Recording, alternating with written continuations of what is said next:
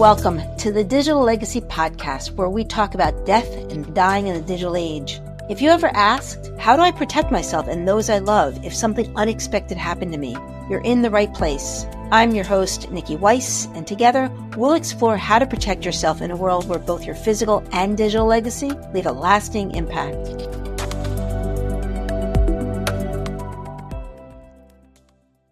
Tell us the beginning. What was it like? How did you end up in the field that you're in now?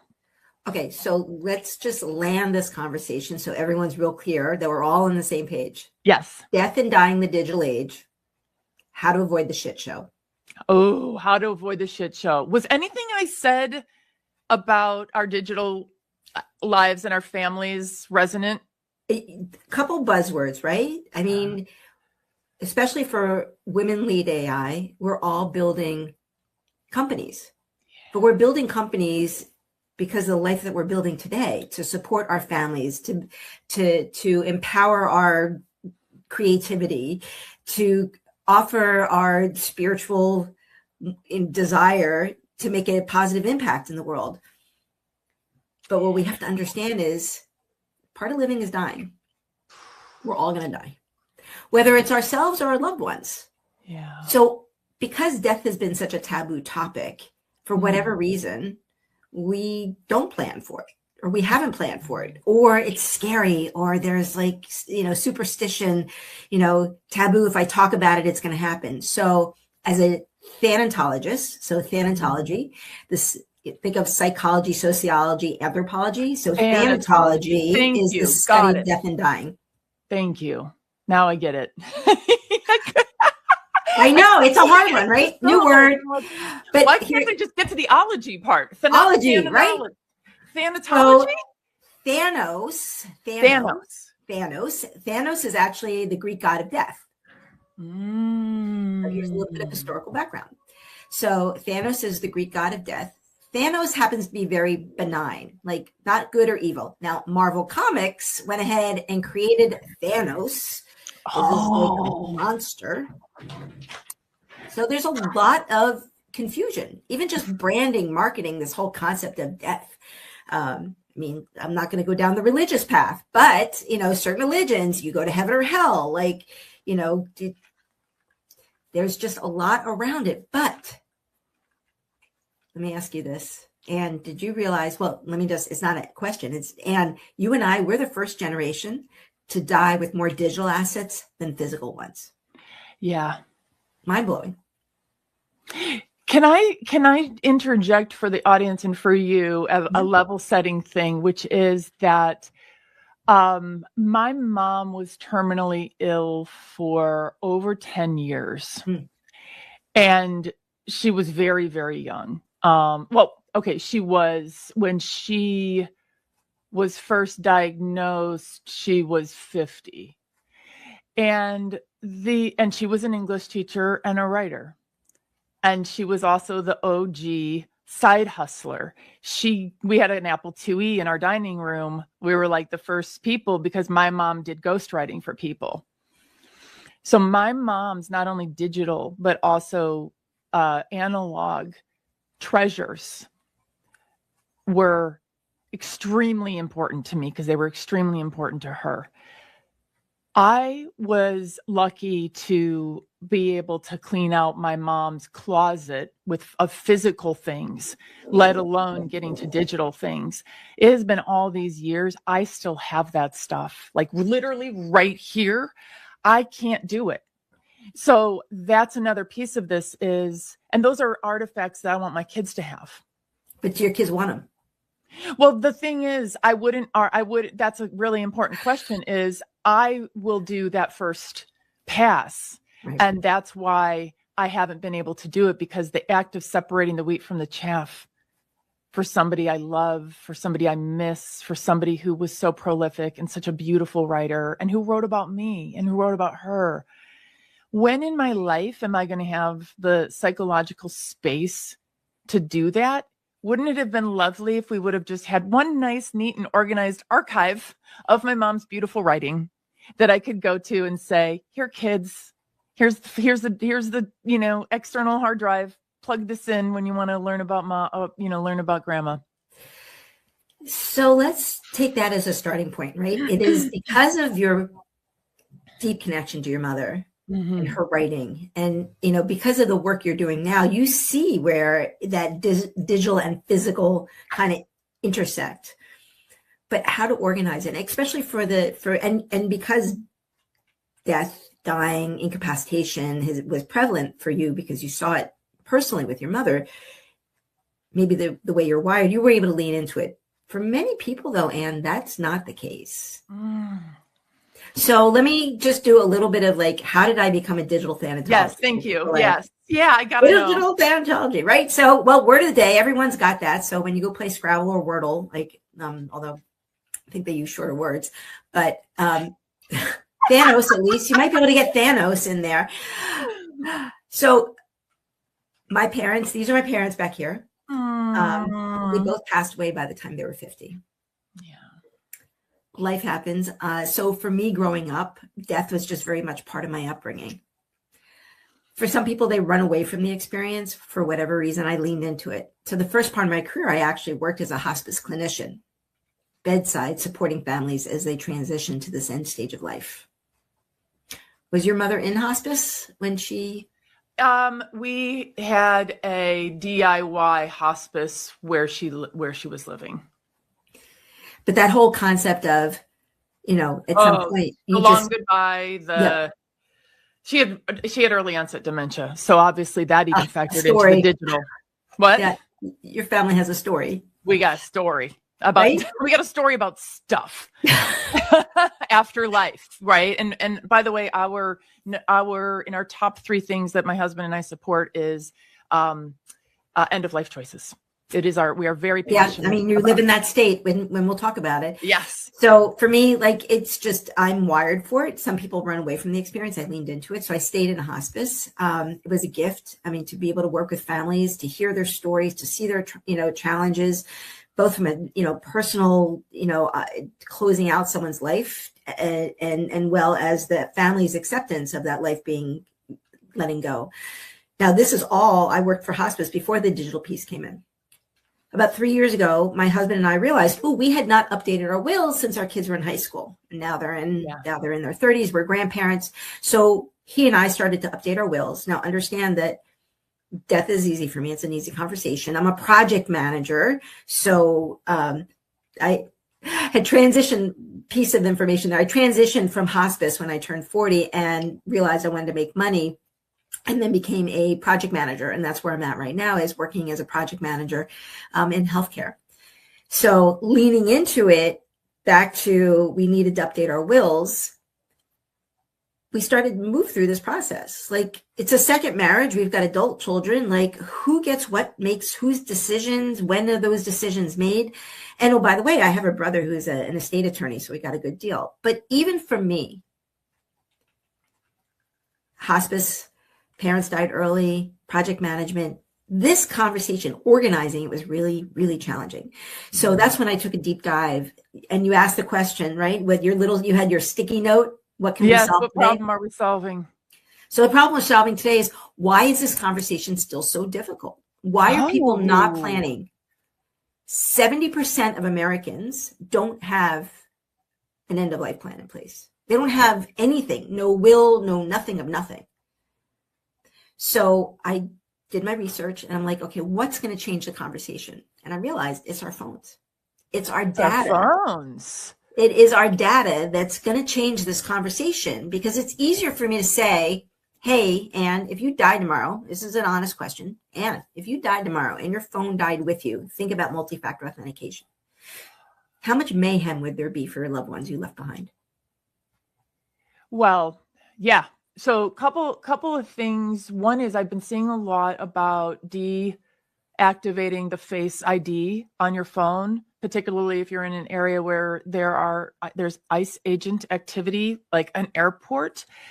We are very early in our data security and privacy hygiene protocols in our company, and therefore everyone knows what my passwords are. But we also have one password. Well, but your phone, though. If your phone died, think about multi-factor authentication. They know my password. Nope, phone's dead. Oh, phone's dead forever? You're in a plane crash. Phone died with you. Oh, the phone's gone. Well, yeah, they would get what they can get from my thing. That's Doesn't it. work that way. Do you realize the phone companies have more control over your data than the government right now? Shush. Even after Doge and Elon Musk and his goons? Tell me more or tell me less. So it is our data, right? Again, we're going down the rabbit hole here. So the fact that our digital afterlife can live on forever. Now I break it up into 3 different domains, right? So we can talk about, hey, today, like you said, that data hygiene, right? Can we just start organizing our passwords, logins, right? Do we have, if something happened, can we have business continuity? This is important. Mm-hmm. Right. So that's kind of what you're working on. So that's that question. If you die tomorrow and your phone died with you, multi-factor authentication. My phone, that is the limiting factor, is my stupid. So here, let's do a quick. The phone company? Do you have an iPhone or Android? iPhone. Do you have it by you? Mm-hmm. Let's do this one exercise. It'll take a minute. Okay. It'll take me forever. And then your friends and family are going to do this. Go into your settings. Okay. Top left-hand corner, hit your face or your initials. Okay. See where it says sign in security? Yeah. Click that. Okay. It'll spin. Scroll to the bottom. Spinning. Okay. See where it says legacy contacts? Yeah. Oh, is there anybody's name in there? I No. believe Oh, no. Okay. Now click on legacy contacts Uh-huh. and read out loud to me what it says. Okay. Add legacy contact. Oh, it just went straight to my contacts. Well, because you hit, go back. Don't add a legacy contact. Hit the, so it explains to you what legacy contacts is. Oh, yes. It's okay. So real quick, add a legacy contact, share your access key, send an access key now, or print and copy and save for later. Your legacy contact will need this key and copy of your death certificate to access your account. Share your legacy with people who care about you, basically. And the fact that you don't have your legacy contact set up, if you died tomorrow and your phone died with you, your loved ones would have to get a court order to access your data. I'm adding my legacy contact right before you now. Do that. So here's the thanatology piece come in. Here's the thanatology. Here's let's take a deep breath. Before you start adding people to your legacy, which I do recommend, is to have a conversation. Yeah. Hey, loved one of mine. Yeah. I'm working on my end of life planning. I would like to add you to my legacy contact. Is that okay? What does that mean for them? As soon as you add them, they're going to get an SMS. And if you don't explain that to them, they're going to be WTF. So, right. And legit, I've had people. I just did it. I just said, heads up, send it just for my husband first, because he doesn't need a conversation. We talk about end of life all the time. Okay. But this is like that digital piece. So now you added your husband. Mm-hmm. What if the two of you are in a car crash together? Well, I was going to add my daughter and my son, and then I guess my dad. So no judgment. I would add people who are technologically comfortable, right? So I don't know where your dad's, but there are some 80-plus-year-olds that are really good with technology. He's really good. But more importantly, you should be in his. Yeah, I'm probably not. I'm sure. This is where the thanatology comes in. We just start unraveling the layers of the scenarios. So, Niki Weiss, why is this all because it's all shrouded with death and dying and our sense of mortality and our inability to do something like press 4 buttons if it has anything to do with us dying? That way we don't know about this? Let's just take it sidestep a little bit. Do you have a will or trust? Yes. Is it digital or physical form? Both. Okay, great. Those that are named in the will and trust, do they have a copy? No. Do they know exists? Do they know that this document exists? Nah, they wouldn't really. My daughter would probably call that up because her brain is like a computer, but not really. Would she know where it is? Would she gets the call. She gets the call, and whoever your children are, who's gonna shut down your life if something happened to you? Yeah, I know. I don't have a good plan for it. That's what is there like a 3-step or something? We have. So lo and behold, I built out a program. Right, who does this for companies as an actual benefit to employee like wellness. Can you tell us about how that works? How commerce comes into this? Yeah, I mean, when building out Endeavo, yes, we are helping individuals. I am passionate about helping individuals. We do have a B2C product called My Final Playbook that allows, someone like yourself to just have that roadmap, that step-by-step project management, because we educate, project manage, and empower people to build out comprehensive plans, right? Like you said, you have some of the pieces, Anne, but like if it were to happen tomorrow for your children, whoever, it would be. And here's the piece that people aren't talking about. They just lost you. Like, they just got that phone call. They're not. Oh, I know. Mentally, emotionally. No way. The amount of money that they're about to spend, right? I mean, going to a funeral home, some of them are very predatory. Making those decisions. If you haven't made those decisions yet, taxes, like where are the passwords? Like they have to be someone on hospice, like the biggest feedback I'm getting right now from social workers is that their biggest challenge is now hospice patients are dying with passwords on their deathbeds. Yeah. Oh, no way. Like they wrote them down? No, they just it's like that last minute, oh my gosh, I don't know. So let's bring it upstream. This is the reality. Endeavo, we want to, again, educate, project manage, empower people to start building now while life is good. Like, life is good. You're building a company, but this happens to be another domain that you need to be thinking about is like, okay, this business continuity, what if plan, what happens when. So it is another project. It's a project. For employers though, we want to offer this as an employee benefit, as a wellness program, basically taking like weight management, smoking cessation, just taking it, flipping it on its head and be like, hey, employer, you're already offering short and long-term disability, life insurance, and some of the like legal services. But when it comes to end of life planning, death, dying, or incapacitation, your employees are like still dancing around it. They're not sure what to do or how to do it. So let's just create a program that gives them those step-by-step checklists, accountability, educational opportunity to build out a comprehensive plan so they can have peace of mind for those they leave behind. That's good stuff. That's quite an employee benefit. But death is taboo. Here's my beef. We're willing to talk about infertility, and erectile dysfunction, but really you won't talk about end of life planning?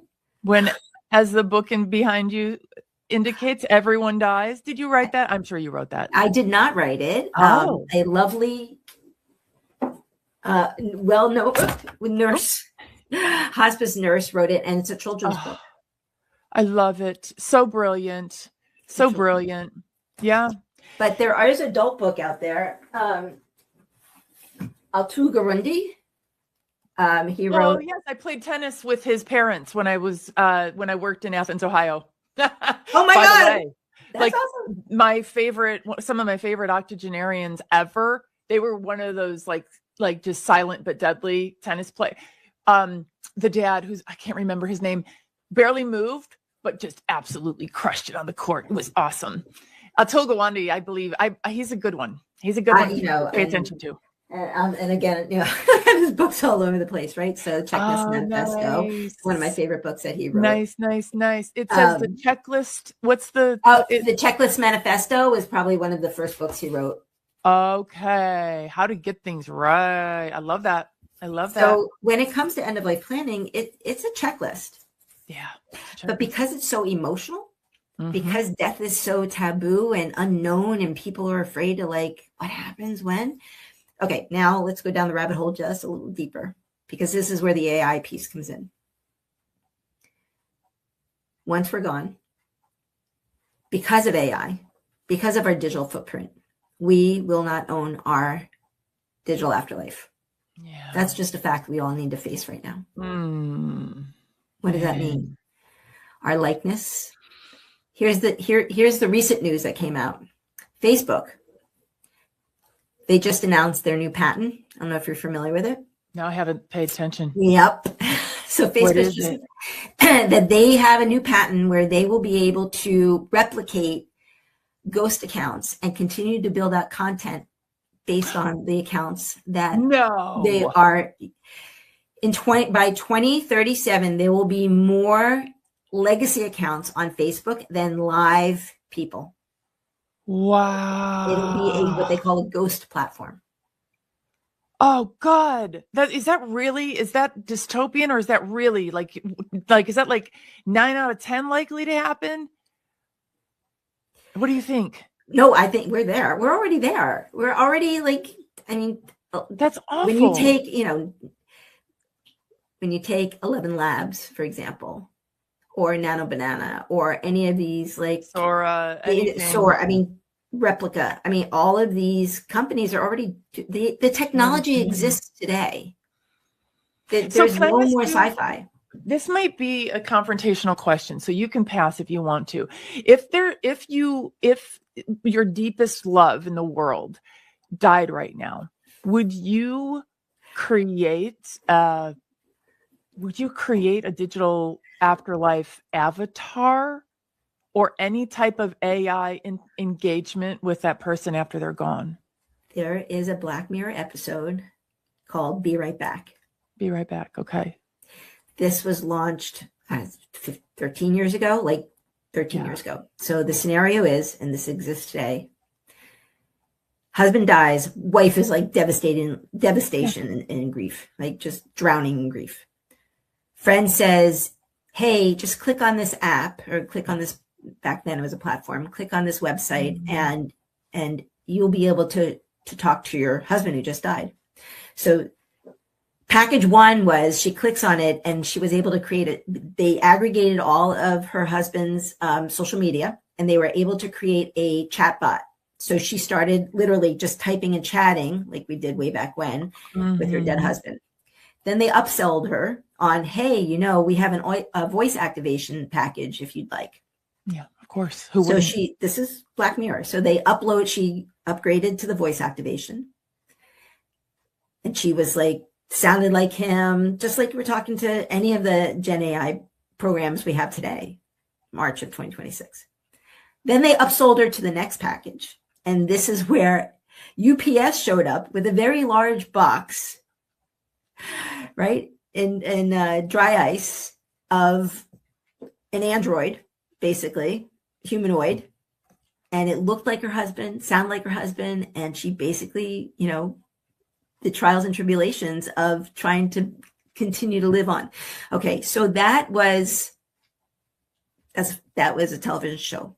The reality, though, 13 years ago, you're saying? That was 13 years ago. That exists. Now, the humanoid piece doesn't exist, but what does exist, and I do trainings with hospice agencies talking about bereavement and where these grief bots, they're called grief bots. Are you familiar with them? So for your Only listeners, in my imagination. Yep, we're there. So for your listeners, so a grief bot actually exists today, and I work with death tech companies right now that are building solutions. So you basically, again, you scrape for digital assets. Grandpa dies. Everyone is sharing their greatest thoughts, feelings, videos of Grandpa. 500, they're uploaded onto a platform of some sort that you don't own it. And then AI will go in and you can ask it questions and it will respond as though. Take it a step further. This is where you're at, and I will answer your question. Whole home systems. So now, just like Siri and Alexa, you have a whole home system, but instead of Siri or Alexa, you now have been able to infuse your dead relative, beloved relative's avatar into AI, into a whole home solution. So imagine that parent whose 12-year-old child just passed away from some terminal childhood disease. Hi, and you walk into, hi, mommy, daddy, how are you today? The weather outside is, I miss you. This is what I'd like, and mom, or another loved one, whatever that situation is. That technology, Anne, exists today. So from what you know from the ancestors and from modern, psychology, psychiatry,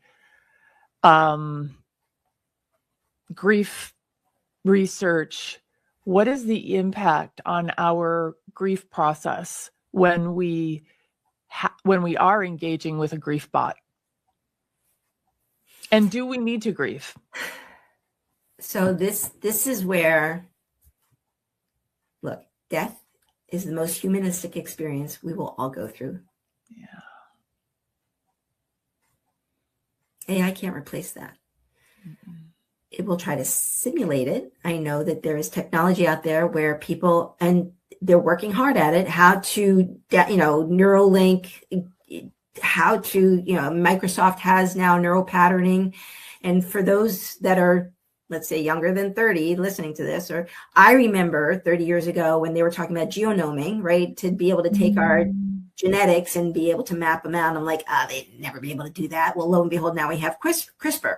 Yeah. So I do believe that we're going to come to a point, and I think AI is going to get us there lightning fast, when we will be able to download consciousness, because it's just thought patterns. Patterns are just, how is our thought pattern any different than, they're just bytes of data. Yeah. So we are LLMs. That's the other thing, right? That's the other thing to consider, is that and I can barely get anybody to fill out their legacy contacts on their iPhone, much less go down this rabbit hole. I mean, this rabbit hole is like questioning that human existence. Like, who are we as humans? Who are we as humans? Are we fleas on the dog of life? Are we specks on a rock hurling through the, stratosphere? What is the meaning of life? Are we, as my friend and my 27-year-old mentor, Josh Houston, will aptly remind me, all we do is create files. At the end of the day, all of our jobs are to create files and files. If that's all we are, if we are human doings, not human beings, if even being a human being is an insignificant puff, doesn't even matter, this whole AI thing becomes really, really weird. And you start wondering, and this is maybe a glimpse into what it's like when you live with AI 24/7, is I think I was ahead of the curve wondering, trying to figure out fact from fiction, because there's so much fake, so much artificial, so much just slop and crap and weirdness and everything all baked into the AI. It's, I don't know, I think you start to have a hard time knowing what's real and what's not. And that is what will devastate our society. That's what I think. Our meaning of humanity. Our meaning of humanity. So let me, like I said, I can stay high and just be like, hey, do you have a will or trust? Do you have power of attorney, medical advance directive? Yeah. Like we can stay up here in the administrative piece, which needs to happen, because we're spiritual beings living in a material world. And if you're asking me back to what do I want it done with my digital afterlife, I mean, I would want that option. My podcast, this conversation, this is now becoming a digital asset, right? Yes. So I've made the choice to live on at some level, even if I'm not here tomorrow. Will my family be able to control it, own it, profit from it?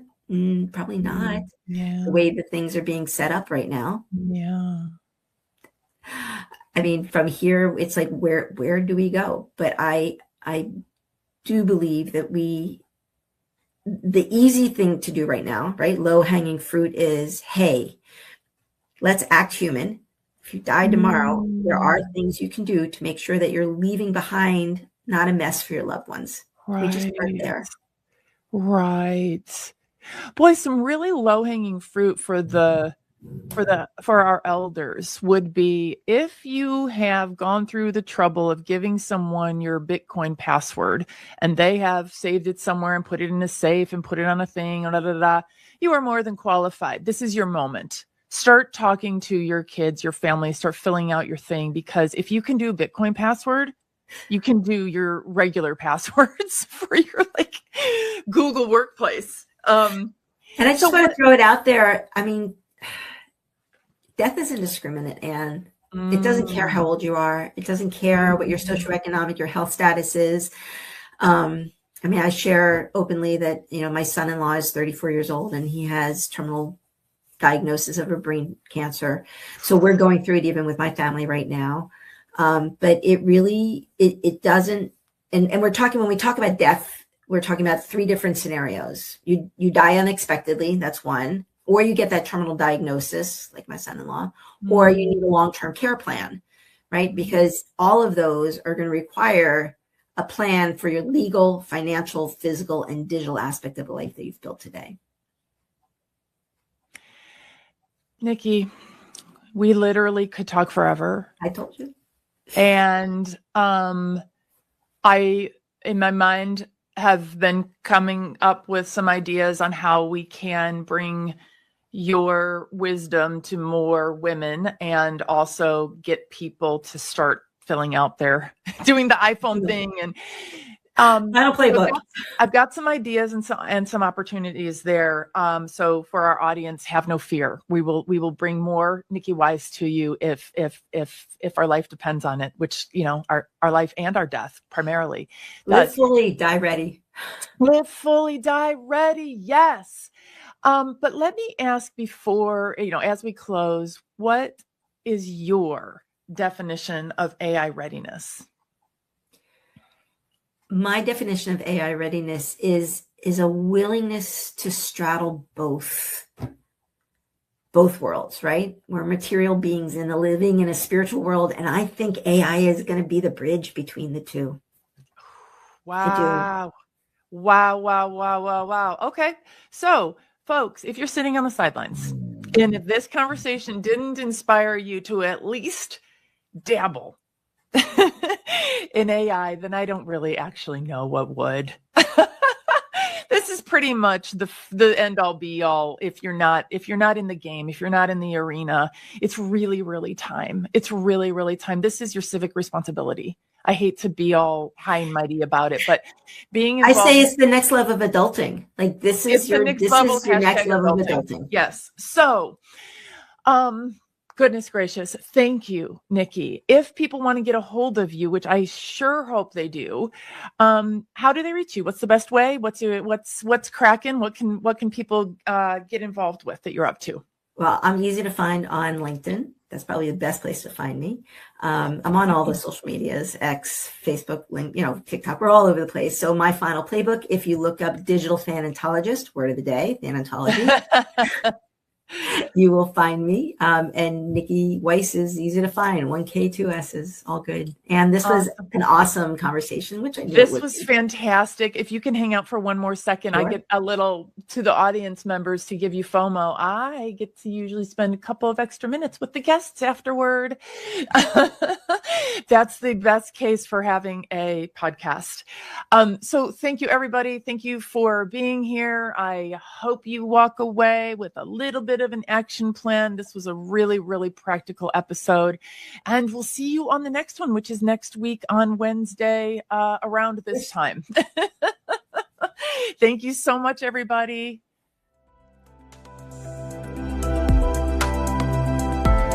Thank you for listening to the Digital Legacy Podcast, where we talk about death and dying in the digital age. I hope this conversation inspired you to take control and plan for the inevitable to protect yourself and those you leave behind. Don't forget to subscribe to our newsletter at digitallegacypodcast.com. Remember, life is full of surprises. What happens after you die shouldn't be. So keep your passwords safe and your playbook up to date.